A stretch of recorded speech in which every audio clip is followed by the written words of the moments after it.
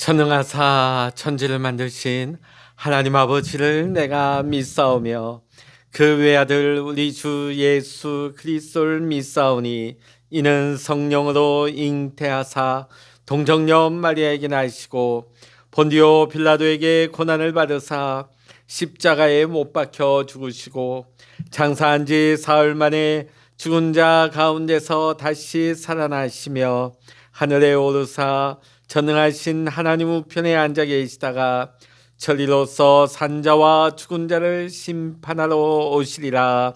성령을 믿사오며 거룩한 공예와 성도가 서로 교통하는 것과 죄를 사하여 주시는 것과 몸이 다시 사는 것과 영원히 사는 것을 믿사옵나이다. 아멘.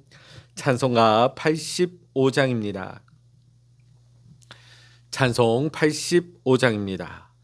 그 주를 생각만 해도 이렇게 좋거든.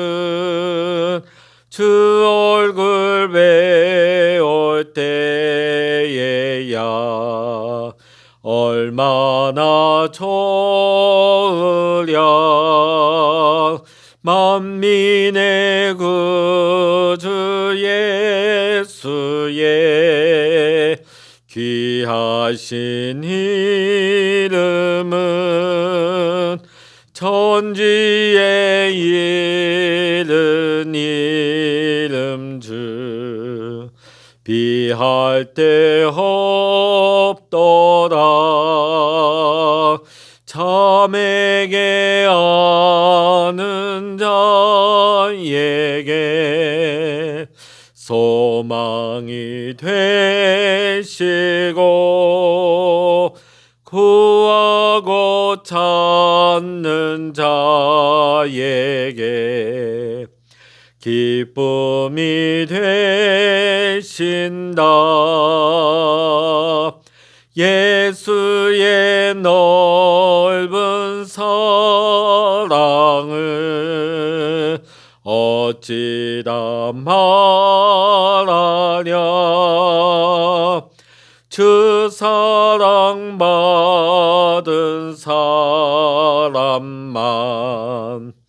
그 사랑 알도다. 사랑의 구주 예수여 내 기쁨 되시고 이제로부터 영원히 영광이 되소서.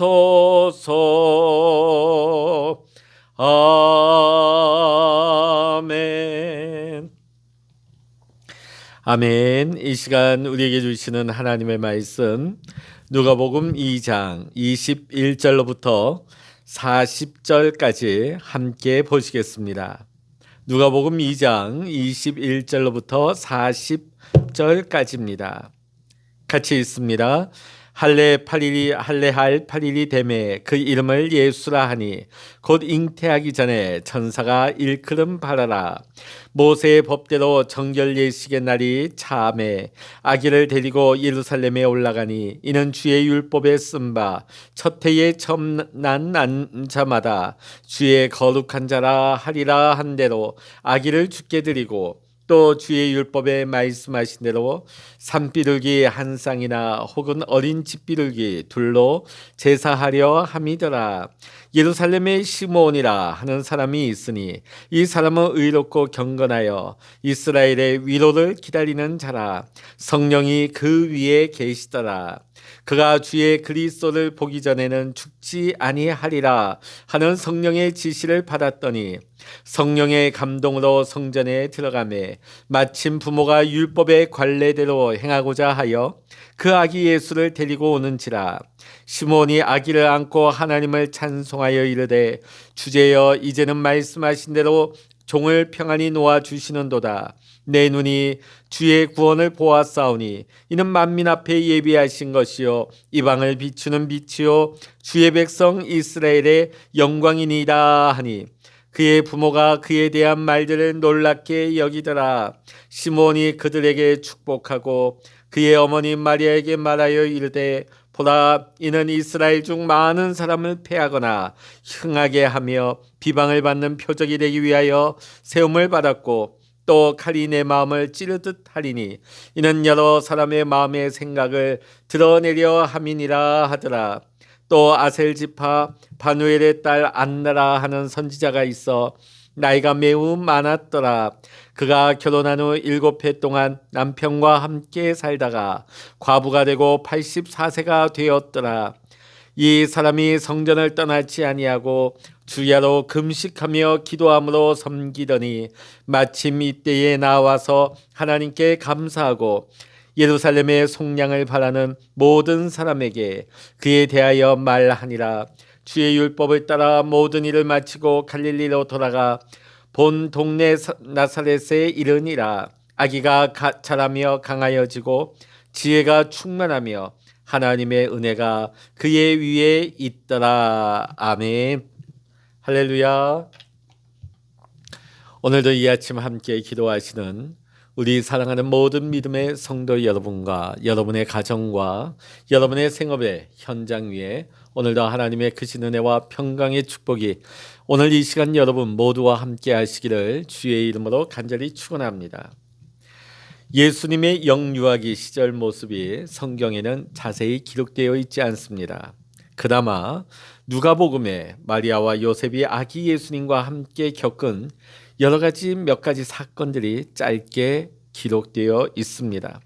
오늘 우리는 그 본문들을 함께 살펴보면서 하나님께서 아기 예수님을 위해 어떤 사람들을 통하여 일하셨는지 또 그 의미는 무엇인지 함께 살펴보고 이 아침 함께 은혜를 나누고자 합니다. 마리아와 요셉은 예수님이 태어나신 지 8일이 되자 율법대로 할례를 행하고 천사가 전해준 예수 곧 여호와는 구원이시다 라는 뜻의 이름을 짓게 되어집니다. 또한 출산 후 40일이 되어 정결 예식을 행하는 날에는 아기 예수님을 데리고 예루살렘으로 올라가서 제사를 드립니다. 자, 이때에 비둘기로 번제를 드리게 됩니다. 자, 하나님께서 어린 양을 잡을 수 없는 그런 경제적인 여유가 없는 자들에게 허락하신 국률 덕분에 양 대신 비둘기를 바친 것이죠. 오늘 우리가 이를 보면서 요셉과 마리아는 첫 아이를 낳았음에도 여전히 어린 양 하나 잡아 하나님께 감사할 수도 없는 그런 어려운 경제적 상황이었다, 형편이었음을 알 수가 있습니다. 독생자 예수님을 하나님께서 이 땅에 보내실 때에 경제적으로 넉넉하지는 않지만 하나님을 경외하여 그 말씀대로 순종하는 믿음의 부부를 사용하셨습니다. 이 요셉과 마리아는 하나님을 경외하여 순종하는 신앙의 삶을 살았다 하는 것을 오는 아기 예수를 데리고 성전으로 올라가서 할례를 행하고 또 정결 예식을 행하면서 또 어려운 형편 가운데서도 하나님 앞에 최선을 다하여서 비둘기를 잡아서 하나님 앞에 번제물로 바친 이들의 신앙을 보면서 우리는 알 수가 있습니다. 오늘날에도 보면 어떤 성도님들은 하나님 앞에 많은 헌금을 드리지 못하고 또 교회에 큰 기여를 하지 못한다고 스스로 자책하는 경우가 있을 수도 있습니다. 그러나 오늘 우리가 말씀을 보면서 비록 가난하지만 하나님을 경외하는 마리아와 요셉의 가정에 하나님께서는 가장 소중한 자신의 아들을 양육하는 사명을 맡기신 하나님이심을 오늘 우리는 기억할 수가 있습니다. 오늘날에도 하나님은 외적인 여건이나 화려함과 상관없이 하나님을 경외하는 자를 통하여서 하나님의 뜻을 이루시고 일을 하시는 것입니다. 정결 예식을 위해 예루살렘으로 올라간 마리아와 요셉에게 시므온이라는 사람이 등장을 합니다. 오늘 말씀을 보면 시므온은 의롭고 경건한 사람이었으며 하나님께서 이스라엘 백성들 구속하여 위로해 주시기를 간절히 사모하며 기다리는 자라고 오늘 말씀은 증거하고 있습니다.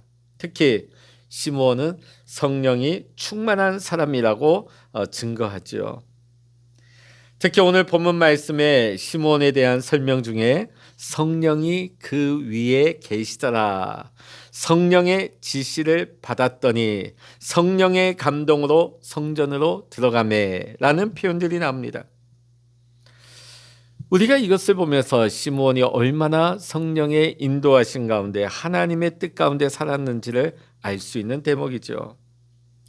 성령이 충만했던 시므온은 그가 그리스도를 보기 전에는 죽지 아니하리라는 지시를 받았습니다. 자, 그런데 오늘 드디어 아기 예수님을 만나서 찬송으로 하나님께 영광을 돌리게 됩니다. 29절에 보면 예수님을 만나 처음 하는 고백을 주목해 보게 됩니다. 그가 어떤 마음으로 말씀의 성취를 기다렸는지를 알 수가 있죠.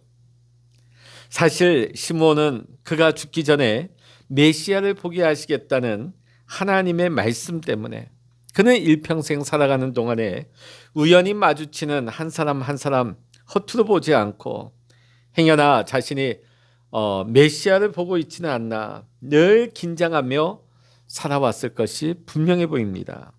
자, 그러다가 드디어 성령 하나님의 인도하심으로 아기 예수님을 만난 뒤에 자신을 평안히 놓아주신다고 고백을 하고 있습니다.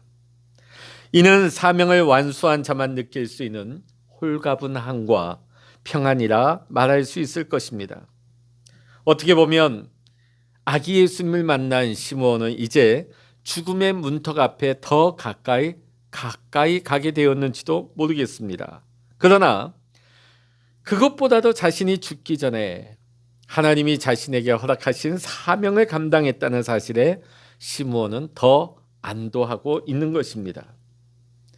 오늘 시므온의 모습을 보면서 오늘 현실에 빠져 정신없이 살아가는 우리에게 오늘 시므온의 헌신은 우리 모든 그리스도인들에게 귀감이 되고 큰 도전이 되는 말씀입니다. 오늘 시므온은 찬송을 마친 뒤에 마리아에게 예수님의 사명에 대해서 설명을 합니다. 자, 그런데 비방을 받는 표적이 되기 위해 세움을 받았다는 말씀을 하고 있죠. 자, 여기서 표적이 무엇입니까? 희생제물로 바칠 짐승을 보증해 주는 표시입니다. 자, 고로 예수님이 비방을 받는 표적이 되기 위해 세움을 받았다는 사실은 하나님께서 인류의 죄를 대속하기 위하여 희생제물로 자신의 아들을 주신 것이며 인간들은 그 사실도 모른 채 예수님을 비방하게 될 것이고 그 모든 과정을 지켜보는 마리아의 마음은 마치 칼이 마음을 찌르는 듯 아플 것임을 오늘 시므온은 얘기하고 있는 것입니다. 오늘 우리는 여기에서 마리아의 사명을 다시 한번 생각해 보게 됩니다. 그는 동정녀의 몸으로 아이를 낳았습니다. 또 사랑하는 남편으로부터 오해를 받고 동네에서 미혼모라고 하는 그런 고난을 당했을 법합니다. 자, 그런데 그 이후에 받아야 할 고난은 칼로 마음을 찌르는 고통이라는 것이죠. 훗날 마리아는 예수님의 십자가 죽음 앞에서 어쩌면 유일하게 하나님 아버지의 마음과 가장 근접한 고통을 경험했을 것입니다. 예수님을 낳고 기르고 또 예수님의 죽음을 대면했던 마리아.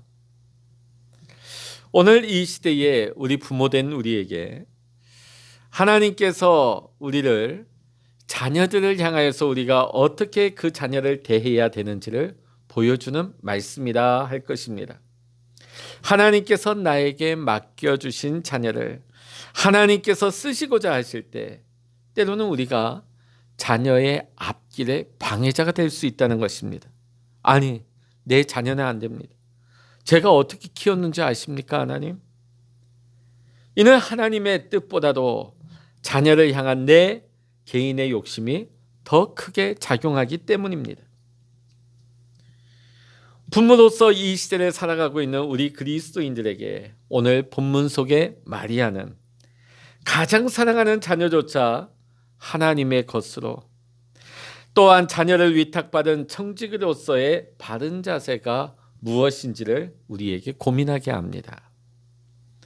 눈에 넣어도 아플 것 같지 않은 우리 자녀가, 또 당시 마리아의 자녀 예수님이 하나님의 부르심을 받고 십자가의 자리, 고난의 자리로 나아가려 할 때 아마 마리아의 마음은 칼로 찌르는 것 같았을 것입니다.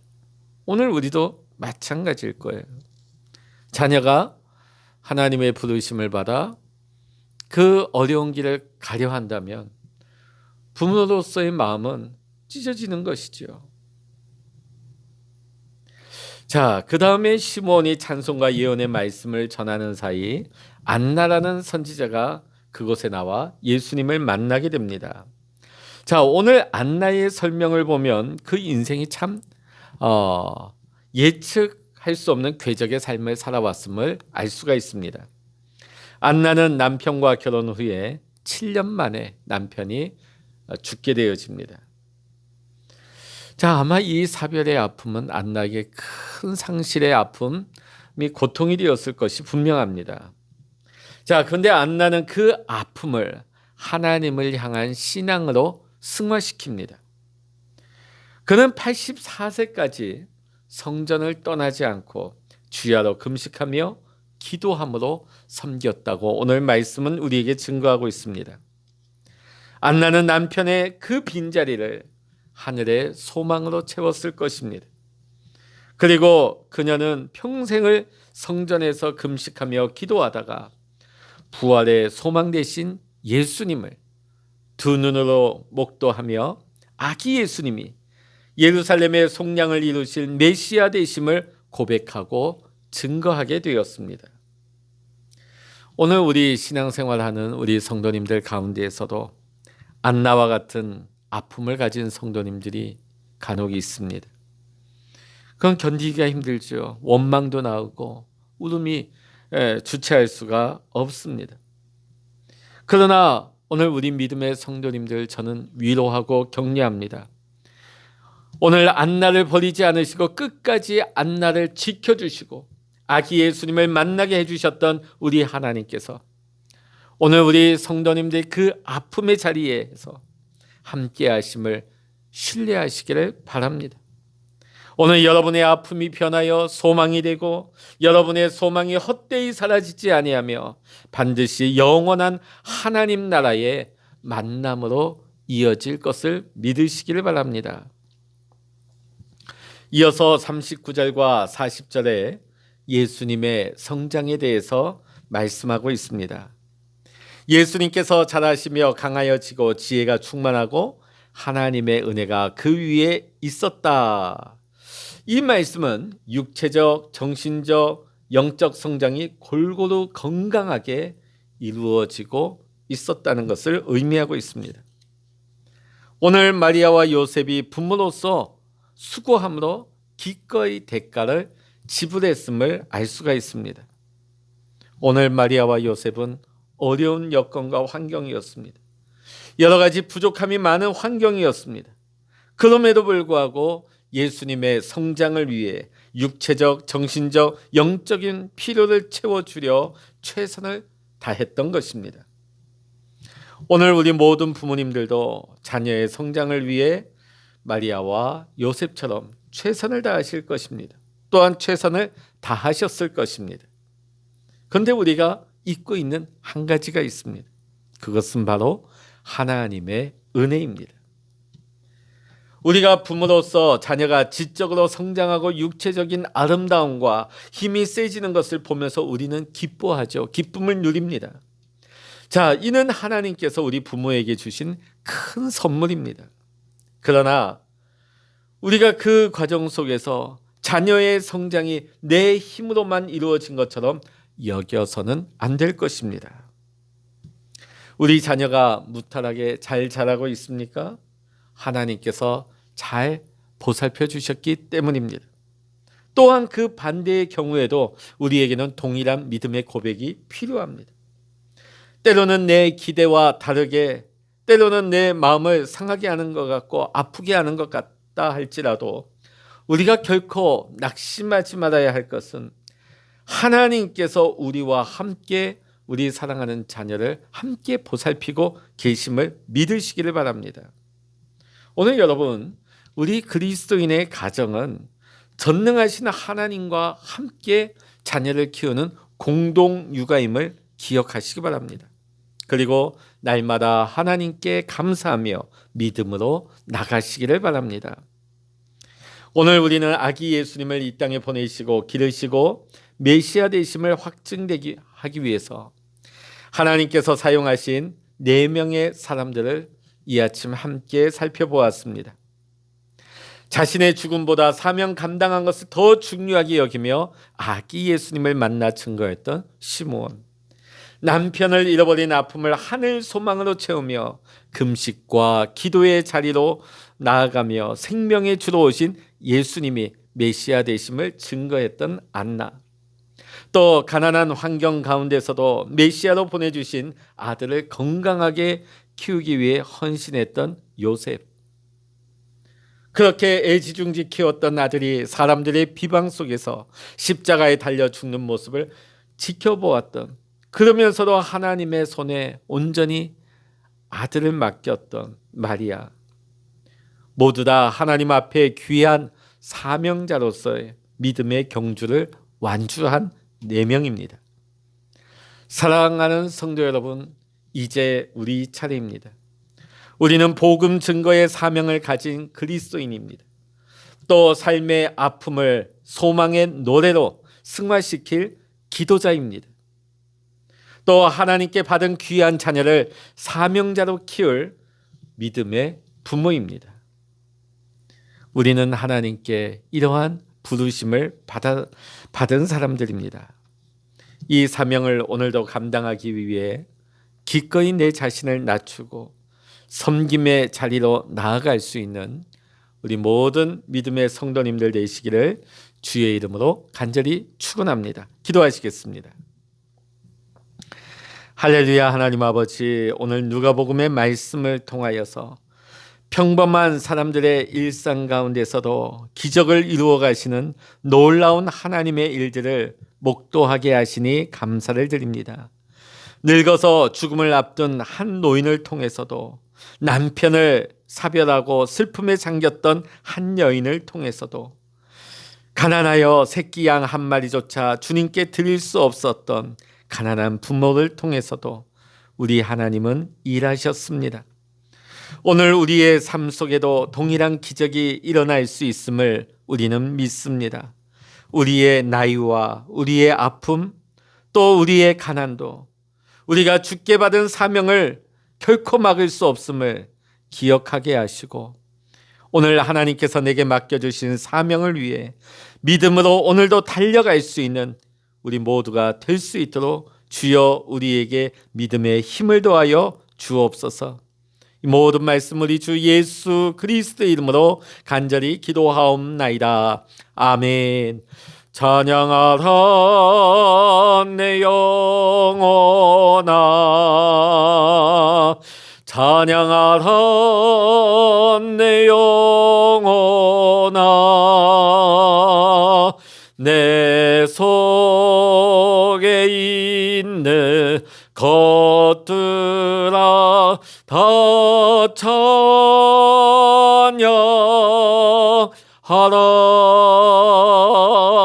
기도하라 내 영혼아, 기도하라 내 영혼아,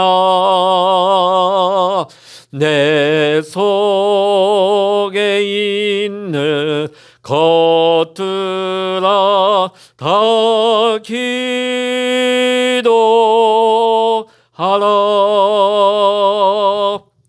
주여 일창으로 합심하여 기도하십니다. 주여